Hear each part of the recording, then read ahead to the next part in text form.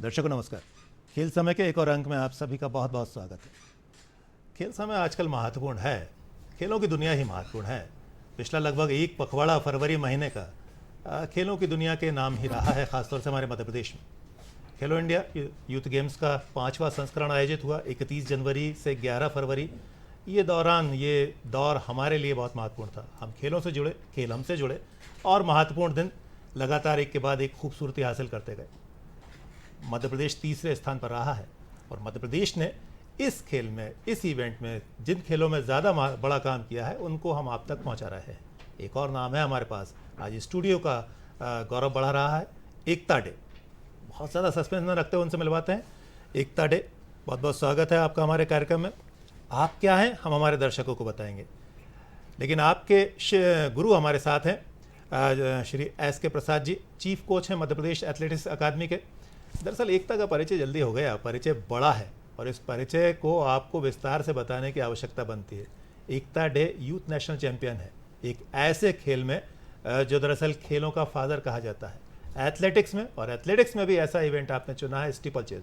Steeple chase के बारे में हम आपको विस्तार से बताएंगे। इस खिलाड़ी ने 2000 मीटर की स्टीपल चेज में दरअसल ब्रॉन्ज मेडल हासिल किया है, लेकिन ब्रॉन्ज मेडल तक ये सीमित नहीं है। इन्होंने इससे पहले नेशनल चैंपियन होने का गौरव हासिल किया था यूथ नेशनल में, वो भी भोपाल में आयोजित हुआ था। लेकिन यहाँ भी बात खत्म नहीं होती है। आपने कुवैत में आयोजित यूथ एशियन चैंपियनशिप में भारत के लिए सिल्वर मेडल हासिल किया था। यानी इंटरनेशनल एथलीट है, प्रदेश और देश का गौरव है। आज हमारे लिए स्टूडियो की शोभा बढ़ा रही है। अब एकता, हम आपका वेलकम करते हैं। कैसा लग रहा है स्टूडियो आकर? सर बहुत अच्छा लग रहा है मुझे, इतना अच्छा मुझे यहाँ पे मौका मिला आपसे बातचीत करने का। एकता से बहुत सारी बातें होंगी, लेकिन जिन्होंने उनको गढ़ा है, जाहिर सी बात है प्रसाद साहब, आपको इनके गुरु का दर्जा प्राप्त है। गुरु ही संवारता है, उनके शिष्य जब बड़ा काम किया करते हैं बड़ी खुशी होती है। आपकी खुशी कैसे व्यक्त करेंगे हमारे दर्शकों से? नमस्कार, मैं एस.के. प्रसाद, मुख्य प्रशिक्षक है एथलेटिक्स अकादमी भोपाल। हमारी एकेडमी मध्य प्रदेश में प्रतिभा को लाकर उन्हें राष्ट्रीय ही नहीं अंतर्राष्ट्रीय स्तर पर लाना हमारा विज़न है और हम उसके लिए काम कर रहे हैं। मैं दरअसल एकता के बारे में, एकता की उपलब्धियों के बारे में आपकी खुशी जानना चाह रहा था। आपने सारे खिलाड़ियों की बात बताई है, चलिए आपसे मैं दोबारा प्रश्न करूंगा। इससे पहले एकता के बारे में जान लेते हैं। एकता, ब्रॉन्ज मेडल मध्य प्रदेश में इस इवेंट में हम मेज़बान थे, हमने 3rd पोजीशन हासिल की है ओवरऑल। एकता कहाँ चूक गई? जो एशियन एथलेटिक्स में सिल्वर मेडलिस्ट है, नेशनल चैंपियन है अपने इवेंट में, कहाँ कमी रह गई? यहाँ ब्रॉन्ज मेडल, हालांकि मेडल होता है, पोडियम फिनिश किया आपने, कहाँ कमी रह गई? सर कमी सिर्फ, तैयारी तो मेरी अच्छी चल रही थी, लेकिन उस बीच में मेरा वर्कआउट के दौरान एंकल जो है ट्विस्ट हो गया। उसके बाद मेरा कुछ टाइम जो है ट्रेनिंग मेरी डिस्टर्ब हो गई इसके चक्कर में। उसके बाद थोड़ा बीमार हो गई, उसके चक्कर में कहीं ना कहीं मेरी तैयारी में थोड़ी कमी रह गई। ये तो पार्ट ऑफ लाइफ है। यहाँ जो कमी रह गई है वो दरअसल बाहरी दिक्कतें थी, आपने अपनी तरफ से बेस्ट दिया है। जी सर। क्या टाइमिंग रहा इस बार आपका? मेरा रहा है 7 मिनट 25 सेकेंड रहा है। 7:25। जी। हम हमारे दर्शकों को बताते हैं, स्टीपल चेज अपने आप में एक ऐसी इवेंट रहा करती है जिसमें कई सारी दिक्कतें, कई सारी बाधाएं रहा करती हैं। आप हर्डल्स की इवेंट्स देखा करते हैं एथलेटिक्स में। जब आप 100 मीटर हर्डल्स देखते हैं, महिलाओं में 110 मीटर की हर्डल्स रेस हुआ करती है। स्टीपल चेज में कुल मिलाकर आपको 3000 मीटर की दौड़ सीनियर में पूरी करनी होती है।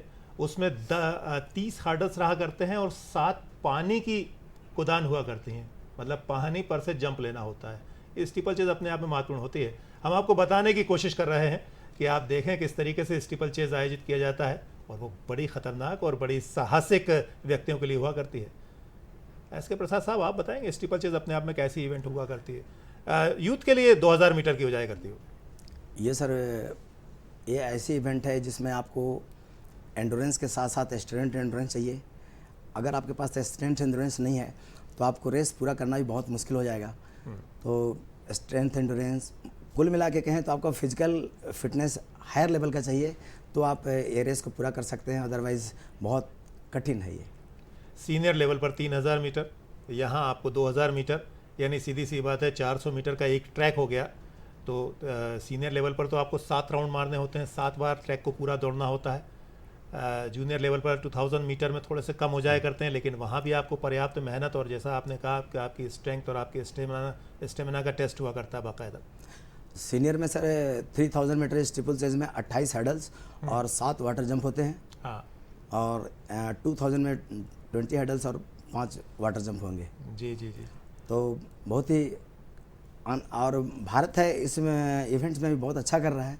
अभी सीनियर कैटेगरी में हमारे अविनाश सावले जी हैं, वुमेन कैटेगरी में पारुल चौधरी जी हैं, दोनों बहुत अच्छा कर रहे हैं। उम्मीद करते हैं एशियन गेम्स और ओलंपिक्स में हम लोग कुछ करेंगे। एशियन में तो हम ठीक ठाक हैं, कॉमनवेल्थ में तो हम बढ़िया काम किया करते हैं, एथलेटिक्स में हम अब अच्छे हैं, या यूँ कहें कि अब बहुत अच्छे की तरफ जा रहे हैं। नीरज चोपड़ा जिन्होंने अगुवाई की है, अब हम मेडल जीतने की कोशिश नहीं करते हैं, अब हम सुनहरे रंग का मेडल जीतने की कोशिश किया करते हैं। वही सपने हैं, वही सोच, वही जज्बा जो खिलाड़ी लिया करता है, उनमें से एक हमारे साथ है। एकता, कैसे बुना गया ये सपना, एथलेटिक्स को कैसे चूज़ किया, और एथलेटिक्स में आपने कैसे स्टीपल चेस को कैसे आपने चुना है? सर पहले तो मैं मतलब ऐसा कुछ था नहीं, मेरा स्पोर्ट्स बैकग्राउंड भी नहीं है घर से। मैं नॉर्मली स्टेडियम में ही समर कैंप होता था एक, गर्मियों के समय में सभी बच्चे, काफ़ी सारे बच्चे आते, तो मैंने उसमें बास्केटबॉल गेम चूज़ किया था उस समय। फिर बास्केटबॉल की जो मेरी कोच थी उस समय, मोना श्रीवास्तव, उन्होंने मुझे सजेस्ट किया कि एथलेटिक्स के ट्रायल हो रहे हैं तो तुम ट्रायल देकर देखो। उस टाइम पे तो मैं 13 साल की थी, तो तब मैंने 600 मीटर का ट्रायल दिया था, जिसमें मैं 3rd हो गई थी ट्रायल में। तो फिर मेरे कोच साहब ने फिर मेरा सिलेक्शन किया, मुझे रखा और फिर वहीं से ट्रेनिंग मेरी स्टार्ट करवाई। फिर मैं 600 मीटर में मैंने किया, अच्छा ही ठीक ठाक ही किया 600 मीटर में मैंने। फिर धीरे धीरे ये भी सरी का सजेशन था कि अब हम स्टीपल चेस कर सकते हैं, मतलब जो भी था सरी का मार्गदर्शन था कि हम स्टीपल चेस हमें करना चाहिए। सर को सर से हम पूछेंगे आपकी प्रतिभा, आपने किस तरीके से आगे बढ़ी, अपना बैकग्राउंड आपने बताया कि खेल का बैकग्राउंड नहीं था, परिवार आपके माता पिता क्या करते हैं और आपको कैसे उन्होंने आगे बढ़ाने के प्रयास किए, थोड़ा सा बताओ हमारे दर्शकों को।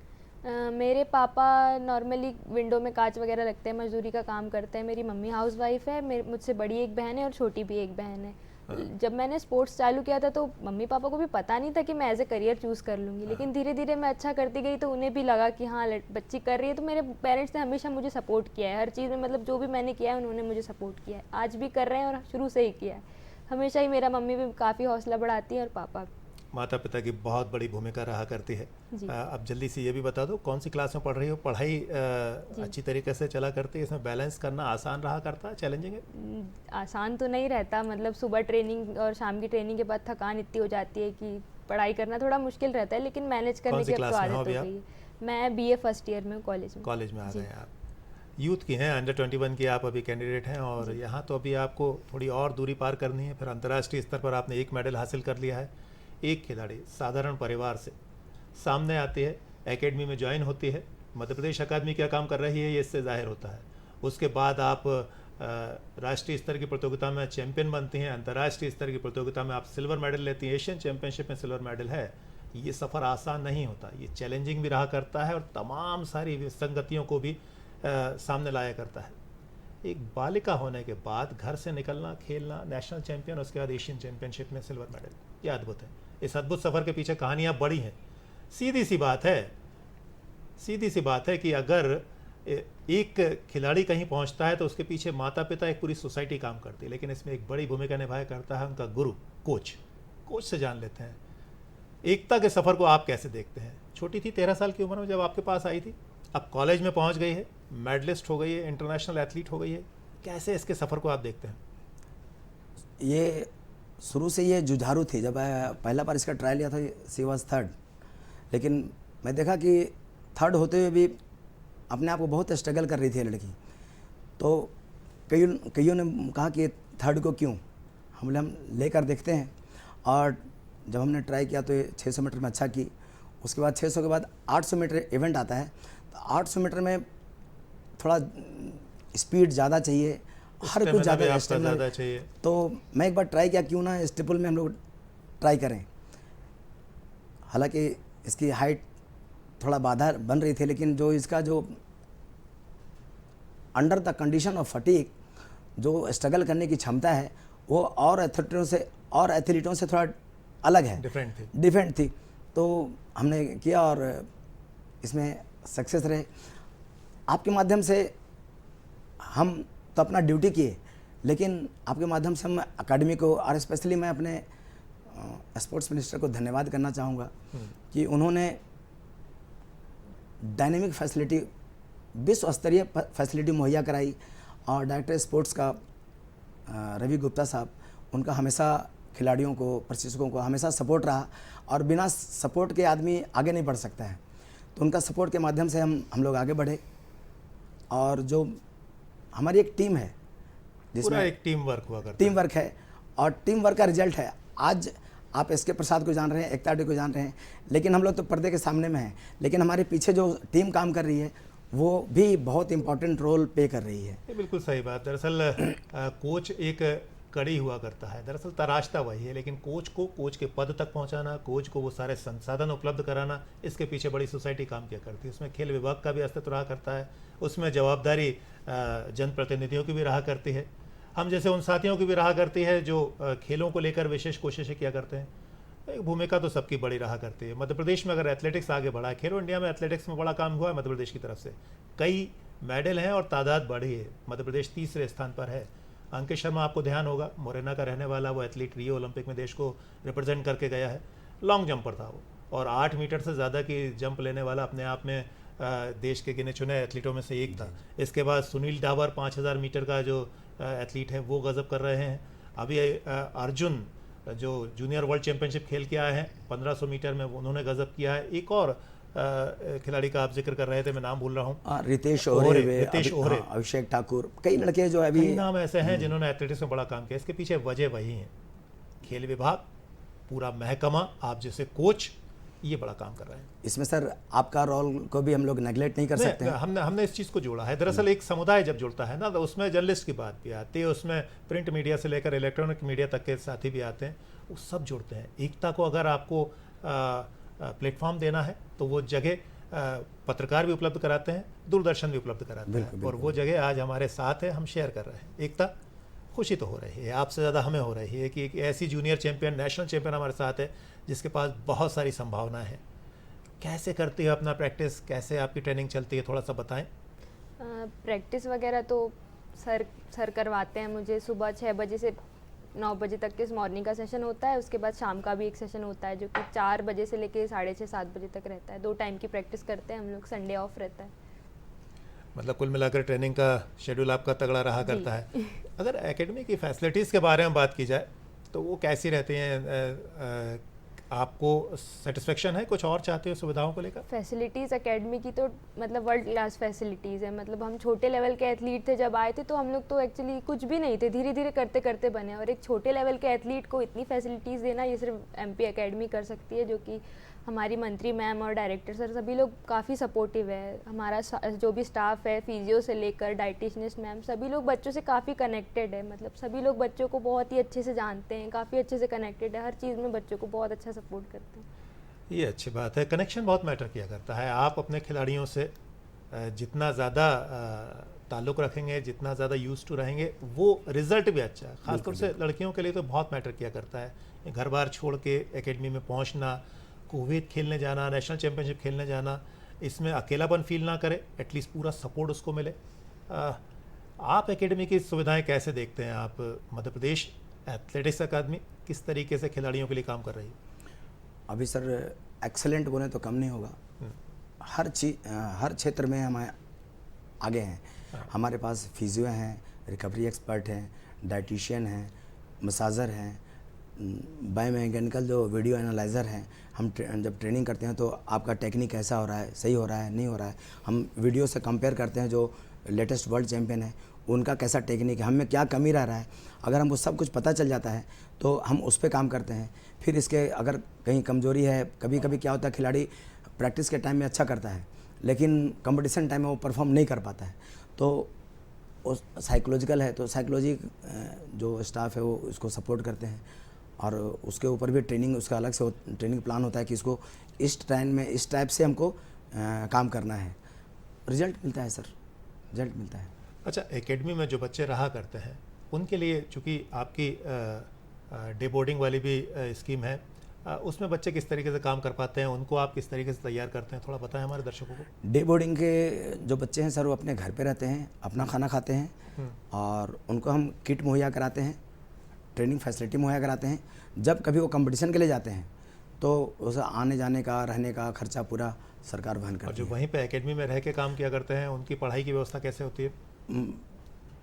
एकेडमी में जो बोर्डिंग में जो खिलाड़ी हैं उनको हम रहने, खाने और पढ़ाई की पूरा वहन जो है एकेडमी के द्वारा होता है।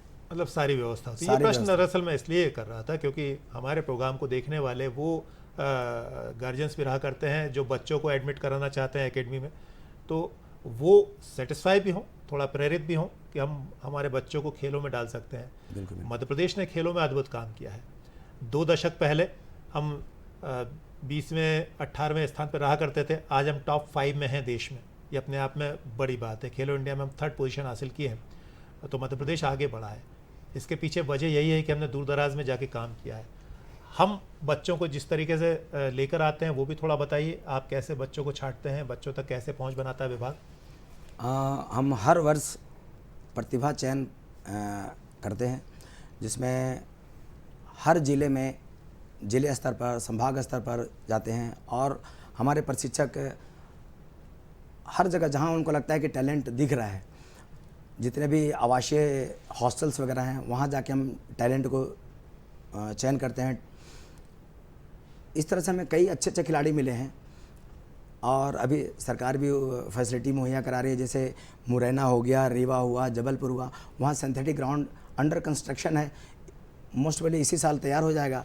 तो वहाँ प्रशिक्षक होंगे, वहाँ भी अच्छे से प्रशिक्षण होगा तो रिजल्ट मिलेगा। यही जो वाली बात है ना, यही दरअसल हम जानना चाह रहे थे। अब भोपाल तक कोई बच्चा नहीं पहुंच पाता है, पेरेंट्स उनके नहीं पहुंचा पाते हैं, तो प्रदेश के सभी जिलों में इस तरह की सुविधाएं मुहैया कराई जा रही हैं। जैसे हॉकी के फीडर सेंटर तो सब जगह मौजूद हो गए हैं। जी जी। क्या एथलेटिक्स या बाकी खेलों के भी ऐसे सेंटर अब बन रहे हैं या कैसे लोग वहां तक पहुंचे? कई जगह बन चुके हैं सर और कई जगह अंडर प्रोसेस में है।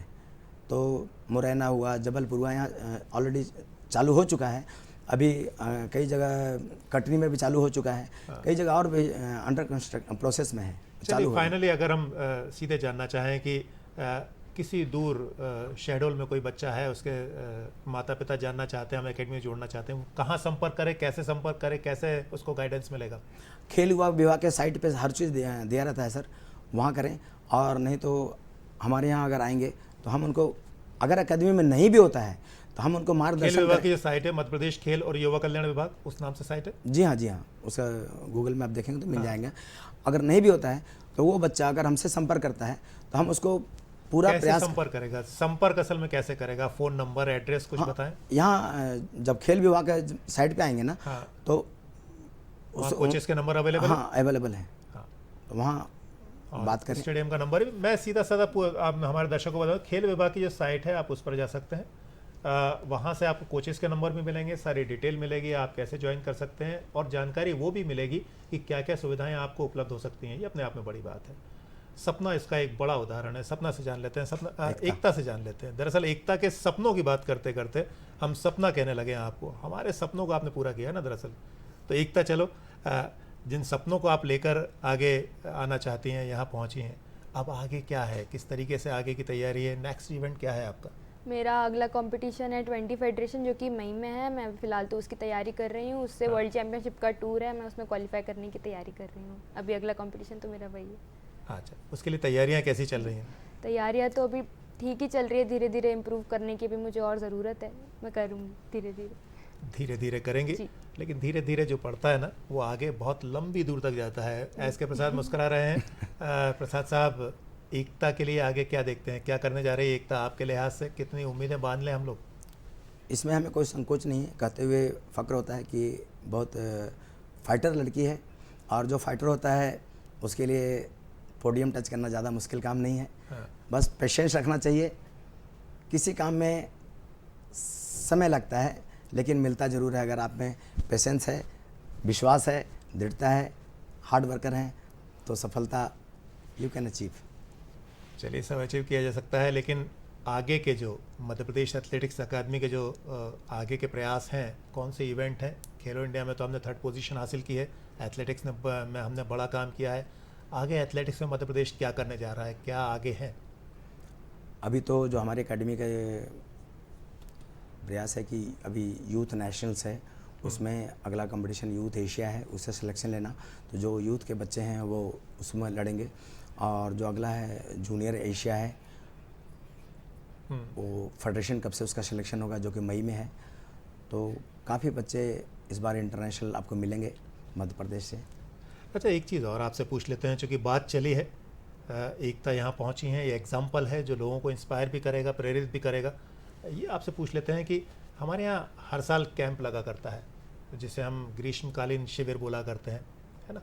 उस कैंप के ज़रिए ट्रायल्स भी लिए जाते हैं। वो कैंप किस तरीके का, थोड़ा सा बताएं। तो कई बार क्या होता है, गर्मियाँ आने वाली हैं, बच्चे उस कैंप में आएंगे, वहीं ट्रायल्स होंगे, थोड़ा सा बता दें तो शायद उसका लाभ और मिल जाए। हाँ, स्कूल के बच्चे सारे प्रदेश में कैंप्स लगा करते हैं। जी जी जी थोड़ा लगता सा है। बताएं।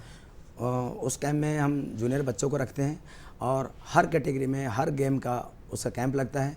और उस कैंप के दौरान हम बीच बीच में कुछ ट्रायल, उस कैंप में एडमिशन के लिए कैसे क्या करते हैं? उसका फॉर्म निकलता है सर, फॉर्म फिलअप करें और आके ज्वाइन करें। उसका बाकायदा प्रचार होता है, मैं बता देता हूँ उसका। हाँ, हाँ। कि जो समर कैंप्स लगा करते हैं वो पूरे प्रदेश में लगा करते हैं। खेल युवा कल्याण विभाग हर साल उसको आयोजित करता है। उस कैंप में आप प्रैक्टिस किया करते हैं, शामिल हुआ करते हैं, पर्टिकुलर उस खेल में जिसमें आप रुचि रखते हैं। प्रचार के लिए आपके न्यूज़पेपर में आपके प्रचार तंत्र जो रहा करते हैं, आपको टीवी पर वो देखने को मिलेगा, उसका विज्ञापन पेपर में देखने को मिलेगा। आप कोशिश कीजिए, ज्वाइन कीजिए। कैंप के बाद ट्रायल्स होंगे, ट्रायल्स के साथ आप एकेडमी में ज्वाइन हो सकते हैं। बिल्कुल बिल्कुल बिल्कुल पूरी बात विस्तार से बता दी मैंने। बिल्कुल सर। ये थोड़ी और सरल भाषा का प्रयास किया था। चलिए, समय थोड़ा सा समाप्ति की तरफ बढ़ चला है। फाइनली आपसे हम जान लेते हैं कि ऐसे कौन से नाम हैं जो मध्य प्रदेश के लिए बड़ा काम करने वाले हैं आने वाले समय में? अभी कई प्रतिभाएं हैं सर। मैं एथलेटिक्स की बात कर रहा हूँ। एथलेटिक्स में, स्प्रिंट्स में Abhay Singh, middle long distance में बुशरा खान गौरी, अर्जुन वास्कले, सुनील डावर, रितेश ओरे, प्रवेश खान, थ्रोज में इकराम अली, समरदीप सिंह, शालिनी चौधरी, जम्प्स में आदित्य रघुवंशी, लता पटेल, कई निमिषा दाइमा, कई हर क्षेत्र में हम अच्छा कर रहे हैं। हर क्षेत्र में आप अच्छा कर रहे हैं, बहुत सारा हम आपको आभार व्यक्त करेंगे। लेकिन आभार व्यक्त करने से पहले एकता से कुछ जान लेते हैं। एकता, एक लड़की होने के बावजूद आप इस जगह पर बैठी हैं, कंपटीशन ना केवल अटेंड किए बल्कि जीते हैं। फाइनली मैसेज हमारे उन खिलाड़ियों के लिए, बालिकाओं के लिए भी और बच्चों के लिए भी, सभी बच्चों के लिए क्या मैसेज है, क्यों एथलीट बने? मैं यही बोलना चाहूँगी सभी लड़कियों को कि जो भी चीज़ कर रहे हैं आप, ज़रूरी नहीं स्पोर्ट्स ही, पढ़ाई हो गया, सिलाई कढ़ाई, कुछ भी जो भी करें अच्छे से करें, उस चीज़ में आगे बढ़े। ज़रूरी नहीं है स्पोर्ट्स में, जो भी करें आप अच्छे से करें, और कुछ भी करें आप अपना थोड़ा टाइम अपना स्पोर्ट्स के लिए, फिजिकल हेल्थ के लिए निकालें। स्पोर्ट्स, रनिंग वगैरह जो भी चीज़ है जिसमें भी आपको रुचि है, भले ही कम्पीट करने के लिए नहीं, लेकिन थोड़ा बहुत अपने फिजिकल फिटनेस के लिए, क्योंकि आप फिट रहेंगे तो कोई भी काम अच्छा कर पाएंगे, और जो भी करें अच्छे से करें। और आपका फाइनल गोल हम जानना चाहेंगे। फाइनल गोल एकता का टारगेट क्या है? मेरा टारगेट है मैं ओलंपिक में अपनी कंट्री को रिप्रेजेंट करूँ। ओलंपिक में देश को रिप्रेजेंट करें। नीरज चोपड़ा ने जो करके दिखाया है उसको दोहराने की, उसको और आगे बढ़ाने की चेष्टा हर एक एथलीट करना चाहेगा। एथलेटिक्स अब उसके लिए एक रास्ता देख रहा है। एस के प्रसाद साहब, chief coach Madhya Pradesh athletics अकादमी, हमारे साथ आज शामिल हुए। आपका दिल से आभार। एकता, आपका आभार भी, और बहुत सारी शुभकामनाएं भी। आप और बेहतर करें, ओलंपिक खेलें, मेडल लें और मेडल का रंग सुनहरा हो, ऐसी उम्मीद भी करते हैं, शुभकामनाएं भी देते हैं। एथलेटिक्स की संभावनाओं को लेकर आज हमने बात की, उपलब्धिशुदा खिलाड़ी से हमने बात की, उनके कोच से बात की। अगली मुलाकात जल्दी करेंगे, हम भी उम्मीद करेंगे उस मुलाकात से भी आपसे जुड़ेंगे। तब तक के लिए आगे रहें। नमस्कार।